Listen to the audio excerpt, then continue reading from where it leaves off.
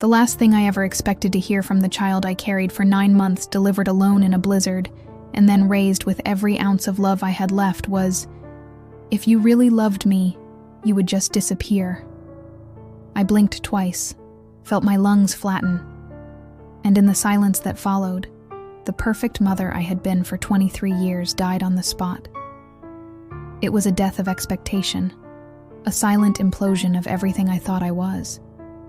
The air left my body, and I was just empty.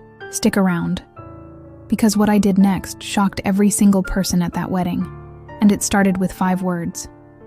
"I'm canceling the house transfer." Let me back up so you understand exactly how we got to that moment. It wasn't a sudden break. It was a slow, almost imperceptible erosion of trust and respect, culminating in a single devastating sentence. My name is Elaine Mercer. I'm 51, a retired oncology nurse, and for 2 decades I prided myself on one thing: being the mom every kid in the neighborhood wished they had. And honestly, I was pretty darn good at it. I wasn't just a parent. I was a project manager of childhood joy. I made heart-shaped pancakes on Tuesdays, because why wait for Valentine's Day to feel loved? I sewed last-minute prom dresses out of discount fabric, turning panicked tears into glittering triumphs. And I never once missed a single softball game, even when chemo left me so nauseated I had to coach from a folding chair with a trash can between my knees. That's how deep my commitment ran. My daughter Tessa was my world, my purpose, my everything. Her happiness was my highest calling, and I sacrificed so much of myself to ensure it. After my husband died in a trucking accident, the world tilted on its axis. The grief was a physical weight, but it also sharpened my focus. Every cent of the settlement went towards securing Tessa's future. I used it to buy a small yellow house in Maple Glen. Nothing fancy. 3 bedrooms, a perpetually leaky faucet that I swore I'd fix someday, and a lilac bush that only bloomed every other year. But it was ours. It was paid off, a sanctuary, a promise. I remember telling Tessa, my voice thick with emotion, "This roof will always keep you safe, honey, and one day it'll keep your babies safe too." It was more than a house. It was a legacy, a tangible piece of my enduring love. She would roll her eyes, half annoyed, half smiling, a typical 13-year-old, and say, "Mom, I'm 13. Babies are gross." Back then, the laugh that followed felt like proof I was doing motherhood right. It was a sweet, innocent sound that echoed my own deep satisfaction. I thought we were building something beautiful, unbreakable. I thought I was raising a grateful, loving daughter. Oh, how wrong I was. Fast forward to college. I cashed in retirement savings so Tessa could attend her dream design program in New York. It was a huge financial hit, one that made my stomach clench, but her excitement was infectious. "I'll pay you back tenfold, Mom," she promised, her eyes shining with ambition. I didn't need money. I needed her happiness, her fulfillment. That was my currency. That was my return on investment. After graduation, she moved in with a junior broker, Chase. He was an interesting character. He introduced himself by handing me his business card at brunch. Yes, brunch. And saying with a smirk that still makes my teeth ache, "Nice to meet the woman who raised my future bonus check." A red flag? Absolutely. A flaming, neon, siren-blaring red flag. But I chose civility. I chose to overlook it because Tessa glowed when he entered a room. Her happiness, remember? That was my priority. I told myself he was just a little rough around the edges, that he'd mature. I cooked Sunday dinners, mailing her favorite trail mix every finals week, a small, tangible way to remind her I was always thinking of her. Then came the big gesture. I transferred the deed of the yellow house into both our names, planning to sign over my half completely the day she married. I wanted her to feel rooted, always. I wanted her to know that her safety net, her home, was secure, no matter what life threw at her. It was a gift born of profound love, a desire to smooth her path. What I didn't know then, what I only pieced together later, was that Chase's firm had tanked. They were hemorrhaging rent on a glass-walled condo they couldn't afford, living far beyond their means. Behind the scenes, my generous gift, my heartfelt legacy, looked like a lifeboat to them. It wasn't about security. It was about solvency. It was about leverage. Still, I never imagined gratitude turning into entitlement, or that my next voicemail would be Tessa asking if I could also co-sign a $40,000 loan so they could renovate our kitchen before the wedding. "Mom, it's an investment," she'd chirped, as if I were a venture capitalist. I said gently, my voice laced with the truth, "Honey, I'm retired. That money doesn't exist. My retirement savings are for my retirement, not for kitchen remodels." Silence. Then, a chilling shift in tone. "So you're saying my wedding gift is conditional? That you're only giving me half a house?" That was the hairline fracture. Not a break, not yet, but a tiny, almost invisible crack in the foundation of our relationship. A tremor that hinted at deeper instability. It was the first time I truly felt like a walking ATM, rather than a loving mother. The engagement party arrived.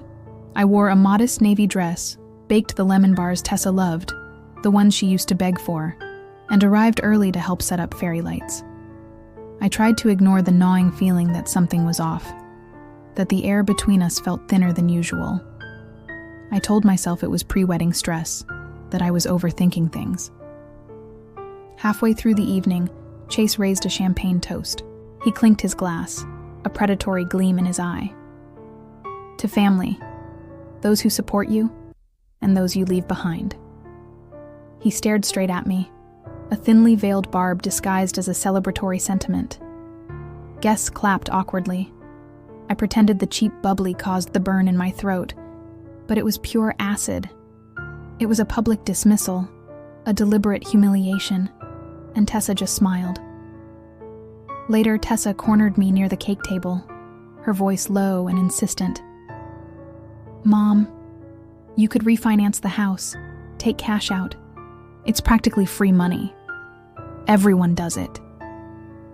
She sounded so casual, as if she were asking for a ride to the mall. I reminded her, my voice strained, that the house was my entire safety net. It was my only asset, my protection against a future I couldn't control.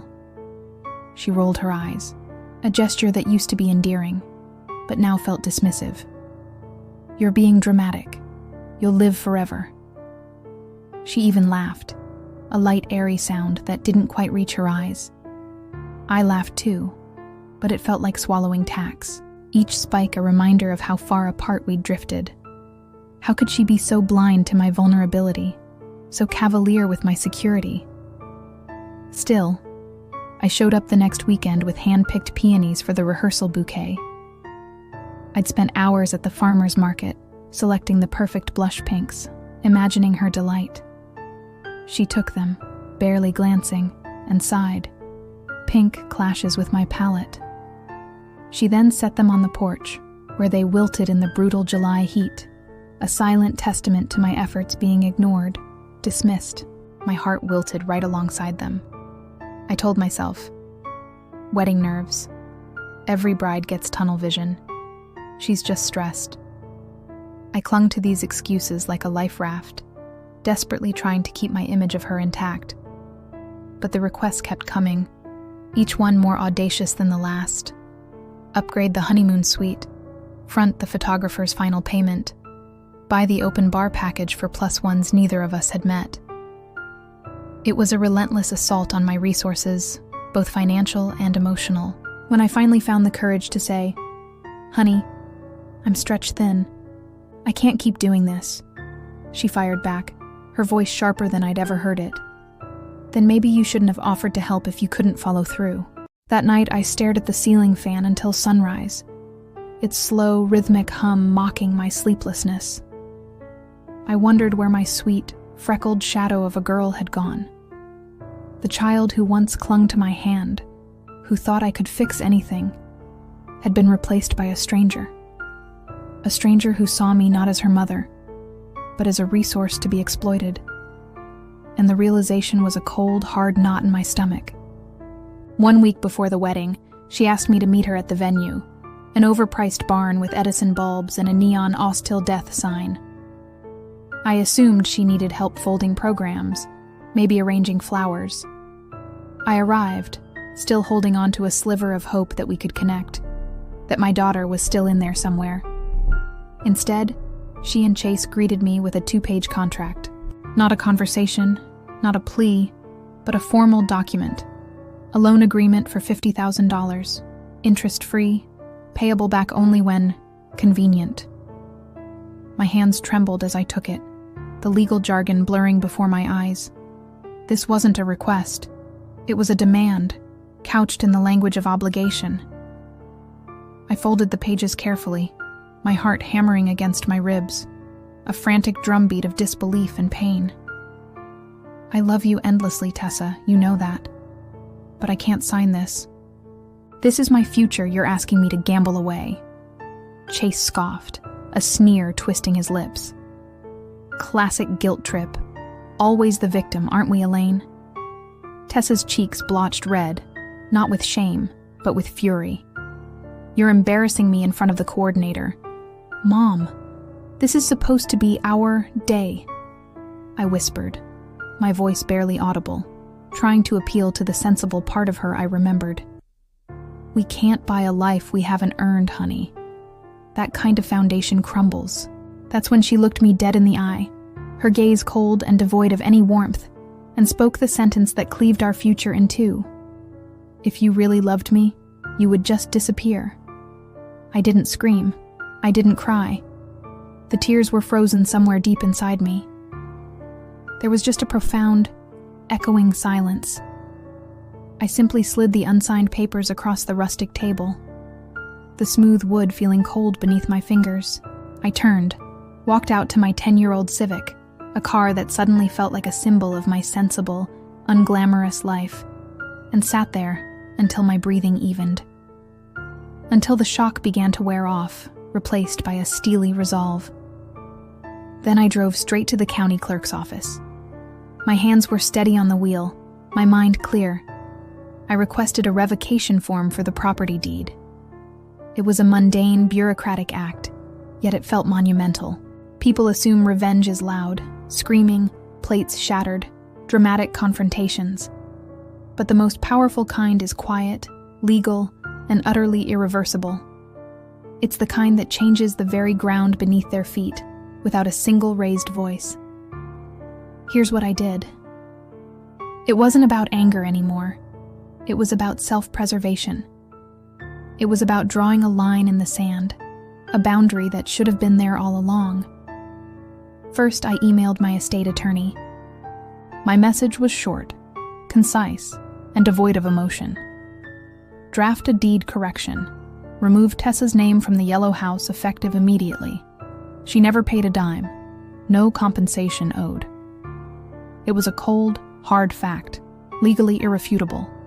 The house, my sanctuary, my legacy, was mine and mine alone. The emotional weight of that email was immense, a heavy stone dropping into a deep well, but it had to be done. It was the first step in reclaiming my own life. Next, I canceled the catering, my credit card on file. The company refunded me minus the non-refundable deposit, a sum I would gladly lose to prove a point. Let them scramble. Let them see what it felt like to have a critical piece of their perfect day ripped away, just as they had tried to rip away my security. The small financial loss was a small price to pay for the clarity it brought. I drove home, my mind buzzing, and printed every single screenshot of the entitled texts, the escalating demands, the casual dismissals. I compiled a neat timeline of their financial requests, a damning paper trail. I didn't know exactly how I'd use it. I just trusted documentation the way nurses trust triage. Facts don't lie, evidence doesn't forget. It was my armor, my shield, and my potential sword. Then I visited the jeweler who held the custom sapphire bracelet I decommissioned as Tessa's something borrowed. It was meant to be a family heirloom, a beautiful gesture of continuity and love. I canceled the order, took the store credit, and bought myself a simple gold band inscribed with one word: enough. Not enough money, not enough stress, but simply, profoundly, enough. Enough of being taken for granted, enough of sacrificing myself, enough of being a doormat. It was a silent vow to myself, a promise of self-respect. Finally, I unsubscribed from the wedding website, removed myself from the bridal party chat, and, this sounds petty, I know, but it was necessary, returned the KitchenAid mixer I'd bought for their shower. Cash in my pocket felt steadier than hope. It felt real. It felt like mine.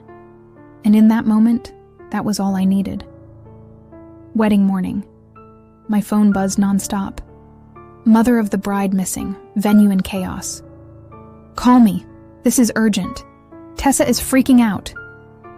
The digital clamor was a cacophony, but I turned it off.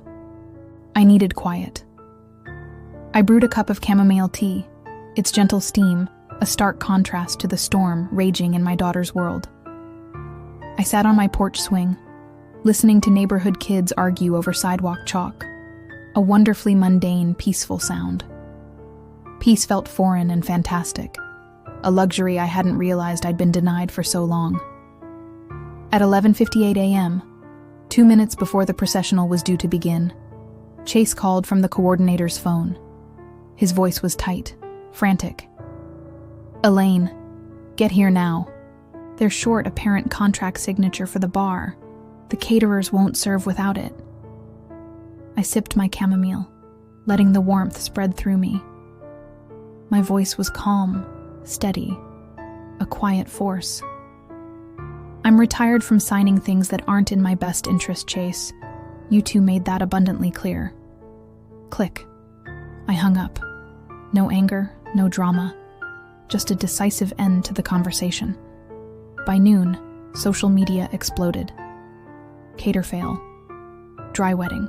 Guests posted videos of the groom frantically shaking an empty keg tap, his face a mask of disbelief and frustration. The carefully curated illusion of their perfect day was shattering, one tweet at a time. The schadenfreude was fleeting, replaced by a quiet sense of validation. At 12:17, Tessa texted, "How could you do this to me?" The raw anger in her words was palpable, even through a screen. I replied, my fingers moving deliberately. "I simply stopped doing things for you. Big difference."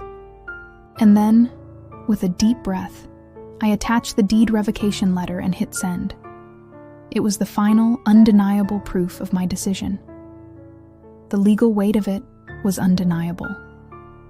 She called, voice quivering, a desperate, broken sound. "Mom, please. We're about to walk down the aisle. My future in-laws think we're a joke. They're laughing at us." I answered, my voice steady, though my heart ached. "Show them a bank statement, honey. That usually clears things up." Cold? Maybe. But sometimes love must freeze to stop the bleeding. Sometimes, you have to be the surgeon and make the cut, no matter how painful, to save what's left. The wedding did happen. San's open bar, San's mother of the bride, San's 3 bridesmaids who sided with me once they heard the loan contract story. Turns out, some people still value integrity over a free drink. Tessa wore a gorgeous gown, the kind that costs more than some people's annual salary. But photos from that day show tight smiles and empty champagne flutes. The joy, the effervescence, was missing. Comments on her social media feed ranged from perfunctory, "beautiful couple," to pointed questions like, "Where S mom?" Each notification was a tiny paper cut, a reminder of the public spectacle, the whispers, the undeniable void I had left. 2 weeks later, Chase lost his job. Turns out bragging to senior partners that your in-law's property portfolio secures your lavish lifestyle doesn't impress when the in-law in question pulls the plug. His carefully constructed facade crumbled, and Tessa's future, built on his shaky promises, went with it.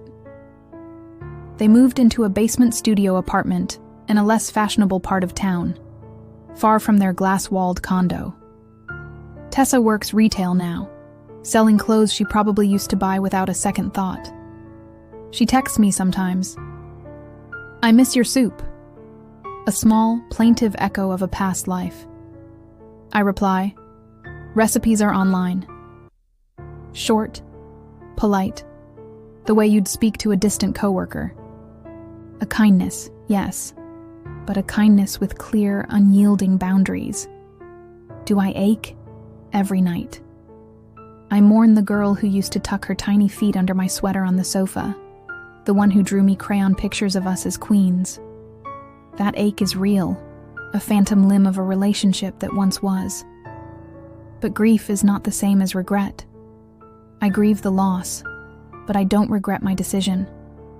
Not for a second. I'm not heartless. I'm boundary-full. Therapy taught me that word. It wasn't about being cruel. It was about protecting myself, about finally acknowledging my own worth. I see a counselor who looks like somebody's grandmother, with kind eyes and a no-nonsense demeanor. Every Wednesday, she asks, softly but firmly, "Elaine, what do you need today?" The first week I said, my voice cracking, "A time machine, to go back and do it all differently." Last week I said with a quiet smile, "A paintbrush. I'm redoing the guest room. It's going to be bright yellow." Progress looks like choosing yellow because it makes me smile, not because it photographs well for future grandbabies. It's about reclaiming my space, my choices, my joy. It's about creating a life that nourishes me, not just constantly pouring myself out for others. I've joined a community garden. I grow cherry tomatoes so sweet they burst in your mouth, little explosions of sunshine. Strangers thank me for extra seedlings. I thank them for not needing me to refinance their dreams. It's a simple exchange, a genuine connection, free from expectation or manipulation. It's a quiet revolution. If this story stings a familiar nerve, if you've ever felt that subtle shift from mother to ATM, smash that subscribe button. Tell me where you're watching from. Comment Phoenix or Portugal. I read every city. Your story might be next and we need to hear it. Psychologists say adult children who demand financial rescuing often carry buried shame. It's not always about greed. Sometimes it's about a deep-seated insecurity, a feeling that they can't make it on their own. Somewhere along the line, Tessa learned a dangerous equation. Love equals bailout. And maybe, just maybe, I taught it to her. Who knows? When she scraped a knee, I bought ice cream. When a boy didn't text her back, I bought new jeans, a distraction, a quick fix. It was an easy, insidious pattern. Pain, purchase, relief. I thought I was cushioning life for her, making it softer, easier. Instead, I was cushioning consequences. I was preventing her from developing resilience, from learning the vital lessons that come from falling down and picking yourself up. Her betrayal didn't erupt in a vacuum. It grew like ivy, inch by inch, slowly choking the life out of our relationship, fertilized by my eagerness to keep her world glossy, perfect, and pain-free. My boundless love, my desire to protect her, became the very thing that enabled her entitlement. It's a bitter pill to swallow, this realization that my own good intentions paved the road to this heartbreaking conflict. Does that excuse cruelty? Absolutely not. Nothing justifies the words she spoke, the calculated demands. But it reminds me revenge is only half the equation. The other half is reparenting ourselves, mother and daughter both.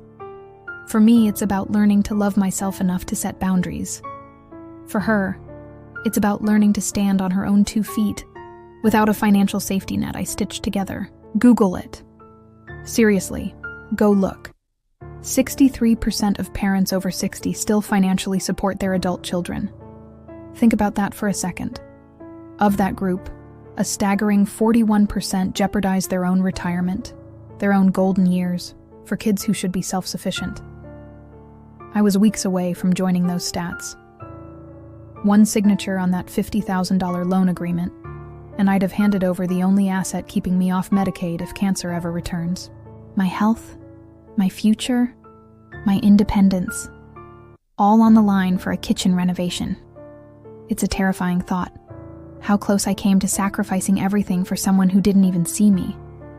So when people say, with a shake of their head, "I could never treat my kid like that," I answer with quiet conviction, I could never treat myself like that again. Boundaries aren't betrayal. They're basic math. They're a fundamental act of self-love and self-preservation. They're the difference between a secure future and one riddled with anxiety and financial insecurity. Hit like if you believe saying no can be an act of love, because sometimes it's the most loving thing you can do, for them and for yourself. And hey, share this with one person who needs permission to finally close the bank of mom and dad. They'll thank you for it later.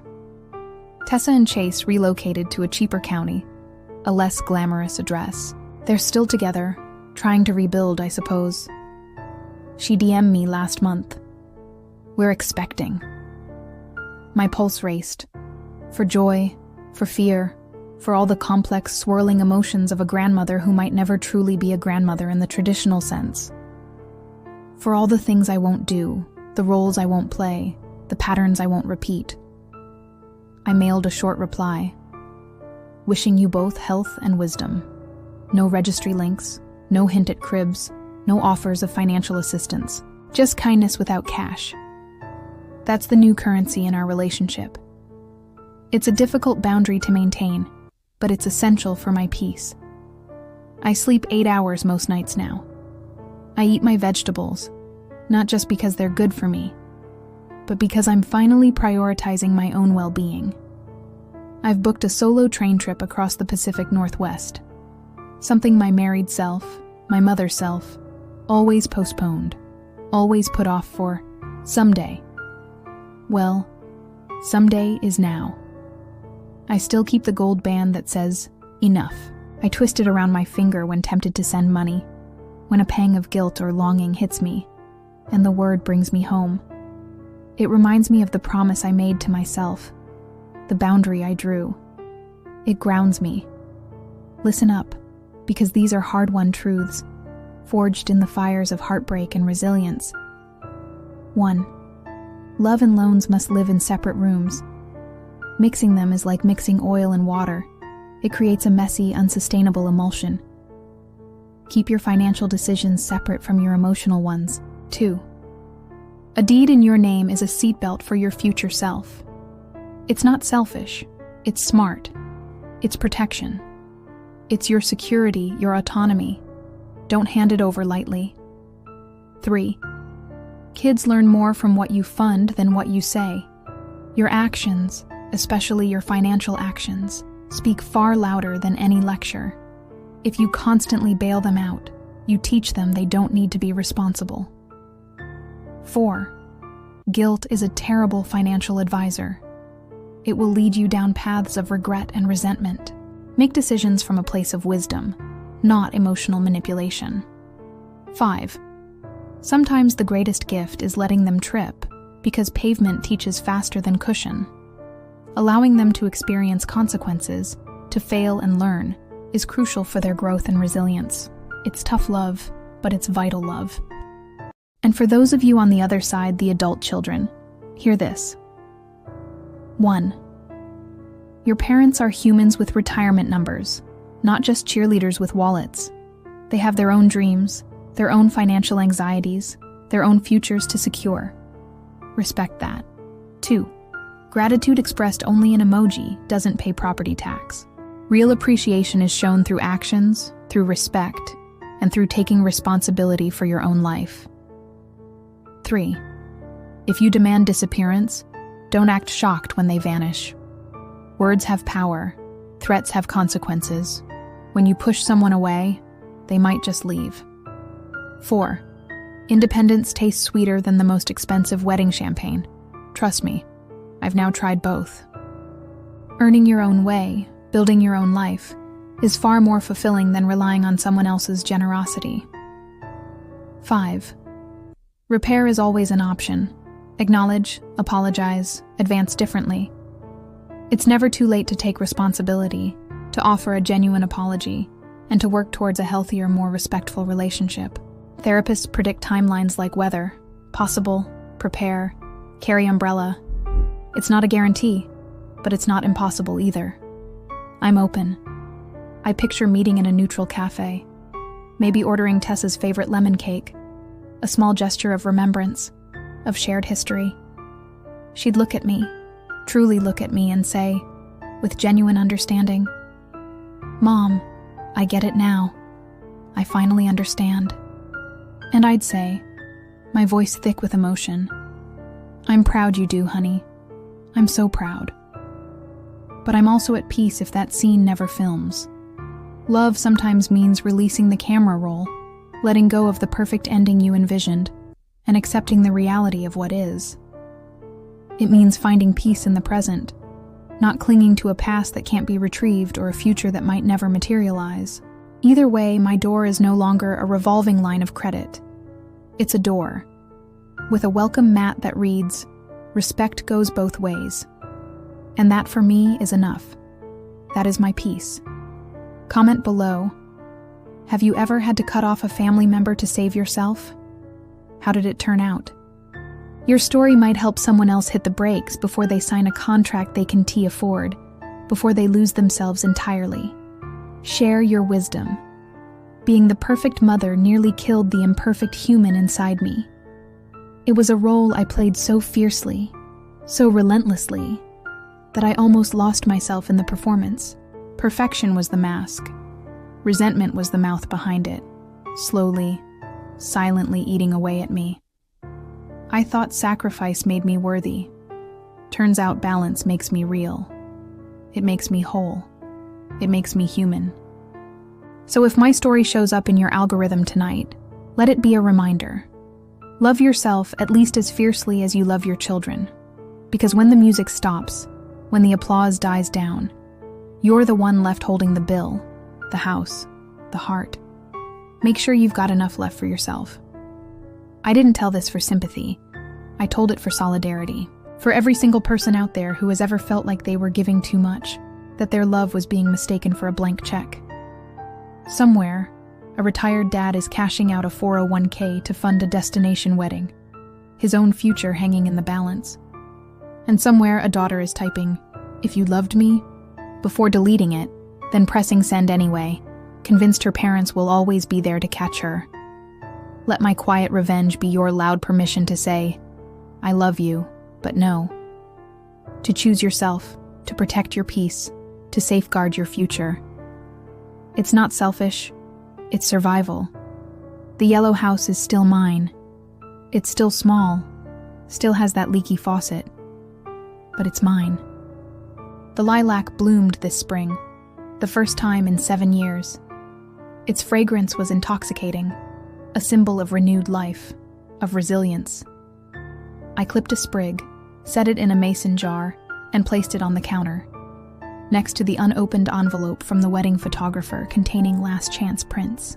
I'm keeping both, the vibrant flower and the stark white envelope, as proof that life offers more than one way to blossom, that even after a winter of betrayal, spring can still arrive.